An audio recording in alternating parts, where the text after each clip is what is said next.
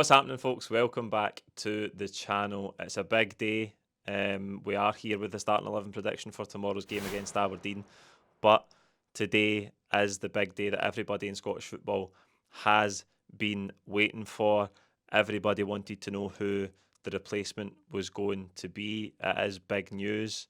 I'm not talking about the Rangers interim management team. I am, of course, talking about who was going to replace Kyogo on the wall behind me. And as you can see, despite the calls for Dyson and Jota and even Billy McNeil, Bobby Lennox, Kenny Dalglish, there was a few shouts for just about everybody that's ever been considered a Celtic hero throughout our history. But I know, and you know, that Kyogo was only going to ever be replaced by one man on the wall behind me, and it is, of course, the one and only Henrik Larsson. As you can see, we've been doing some work to the studio since the last starting 11 that you saw for the build up to that Hibs game at the weekend. So we're almost done.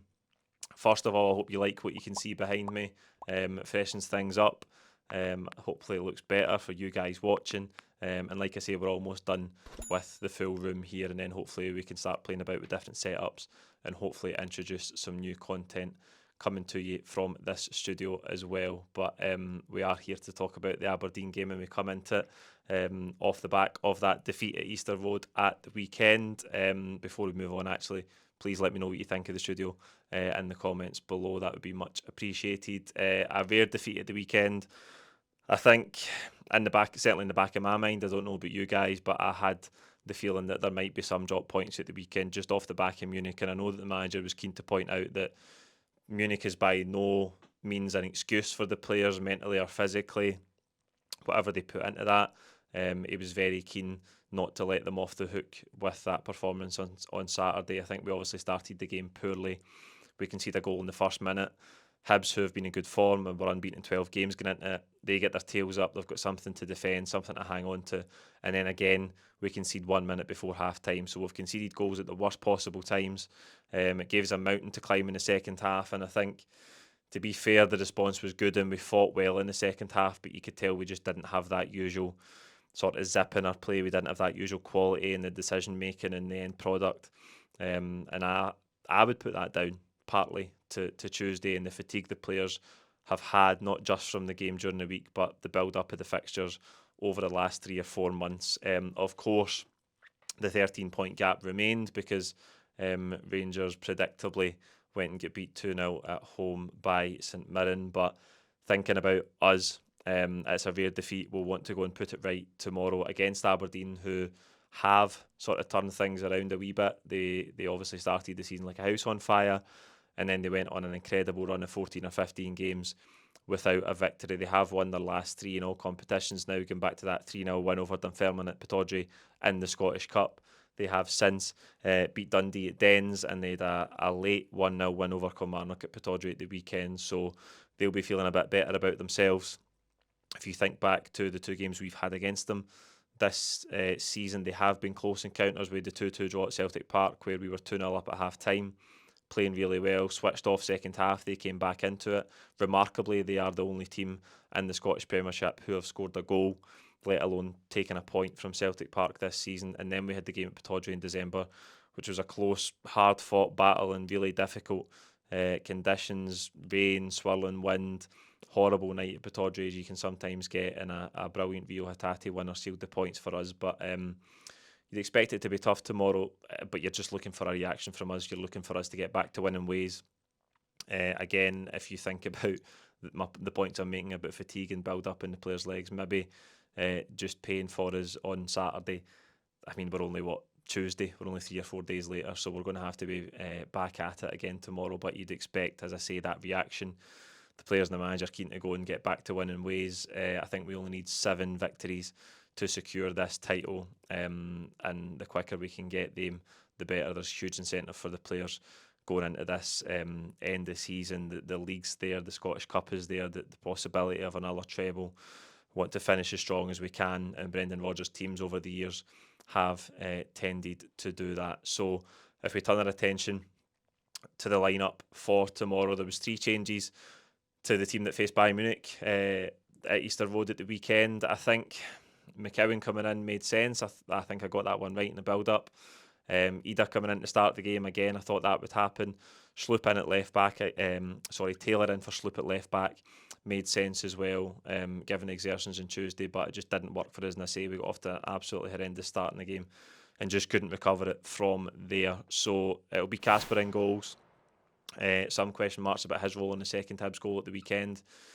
Could he have come off his line to try and collect it? I just think the defending in front of him is so poor. I think we should have dealt with it way before it got to that. We should actually have dealt with it before it got to the long throw for Lewis Miller.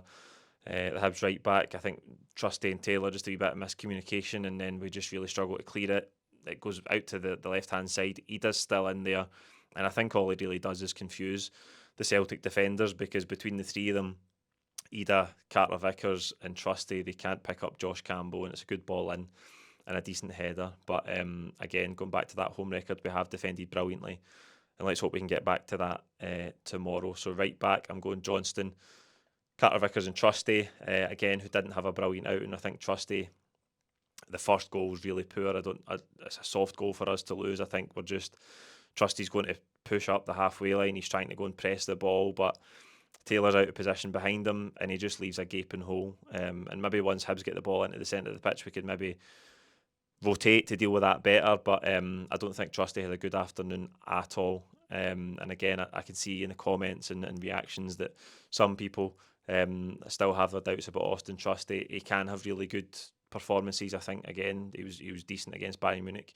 away from home in a difficult environment, but he has had one or two of these games where in domestic outings he looks like he needs to be stronger, needs to be a lot wiser about when he goes to push the ball and not be so rash.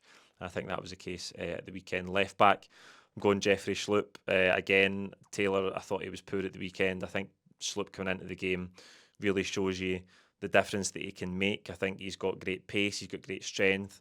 Even on the ball, he's a threat. He gets up and down the pitch. And as like I say, half-time, 3 subs at the weekend. I think Jeffrey really helped us in the game. I expect him to get a start tomorrow. And again, set Taylor's form aside, it's really difficult to make a case for Greg Taylor being the first choice week in and week out when this contract situation just looks like it's going down a dead end and that he's going to leave in the summer. Now, I know you could say the same about Sloop because he's only here on a short-term contract until the summer, but I think Sloop brings that freshness. He's performed well recently. He deserves a start tomorrow in the game. Midfield, I'm going McGregor, Engels and Hatate. I don't think anybody can really come out the weekend saying that they performed to their highest level. Struggled in midfield throughout the game. I thought Hatate coming onto the game, you expected Luke McCowan, who started the game, to be a bit sharper. He's always good in these domestic games, with his physicality, getting around second balls, getting on the ball. He really struggled to do that in the first half, and then when Hatate comes on, you think, right, can he get a foot on it now and calm things down? And whenever he did get a foot on it, he wanted to slow the game down far too much, and I think he was another one who looked tired and a bit jaded. But I think, again, Brendan Rodgers is likely to go back to that first choice 3. I wish we had Paulo Bernardo available to play. I think, again, the game at the weekend at Easter Road's prime example of a game where you would love Bernardo to come in, freshen things up, give you that running power, that energy that he brings to the team. But for now, we don't have that option. So on that basis, I'm going McGregor, Hatate, Engels. Let me know what you think will happen in midfield tomorrow below. Right-hand side, Kuhn. Left-hand side, Jota and Dyson Maeda through the middle. Again, I think the manager, I think Ida was really poor at the weekend. It wouldn't surprise me to see him start tomorrow, but I think if you talk about who are the best 3 attackers at the club just now, it's Kuhn, Jota and Maeda. I don't think, and I said this at the time, and I know that Dyson Maeda can play through the middle. I know that he does it for his national team, but he's played the majority of his career out wide for Celtic, and there's a reason for that. Again, I think he brings brilliant attributes through the middle, and like I say, he can deputise there, but it doesn't take anything away from the fact that the club had to bring in a striker in January. And I think in the last 7-10 days, couple of weeks, we've seen already the implications of that. When he does not perform and we put Dyson through the middle, and to be fair to him, he scores a goal, he scores 2 goals, arguably, with the one that was ruled out for being out of play. And he's a constant presence, he's a nuisance. But I think even you think about Dyson's outing last week against Bayern Munich, where he puts so much into the game, first through the middle, then on the left-hand side, And then it's the opposite on Saturday, where he starts out wide, he has to go through the middle, and the manager's made 3 subs at half time and then no other subs in the game. So if Dyson's tired off the back of Bayern Munich and then again doing the 2 positions at Easter Road at the weekend, there's no options on the bench. Johnny Kenny is the option on the bench, and Brendan Rodgers obviously felt that that wasn't a change that he could make late in the game when we were chasing it. So the lack of another striker has hurt us, and I don't think you can argue that. But tomorrow night, I just feel like we'll get the energy of Jota from the left-hand side and we'll put Dyson through the middle. And Ida, after the performance at the weekend, where I think he was really poor, I think even, like I say, when he's coming back to get involved in the defensive side of things, he looked a bit clumsy, he was making mistakes, and it was just one of the days where nothing went for him. And I think there was times where I think one of the only attacks that we weren't flagged offside for in the first half is a lovely chip ball over for Adam Ida, and if he can just get a foot on it to control it, he's one-on-one against the Hibs goalkeeper, and he totally misses it. So a really poor outing from Ida. On that basis, I'm going Dyson through the middle. That's the 11 I think the manager will go with. Let me know what you think in the comments below. Who do you think will start in the key positions tomorrow? How many changes do you think Brendan Rodgers will make? And like I say, please let me know what you think of the new studio setup behind me. As I say, hopefully in the coming weeks and months, we'll be able to bring you some new content from in here as well. We'll see you tomorrow after the game with the full-time reaction. Cheers.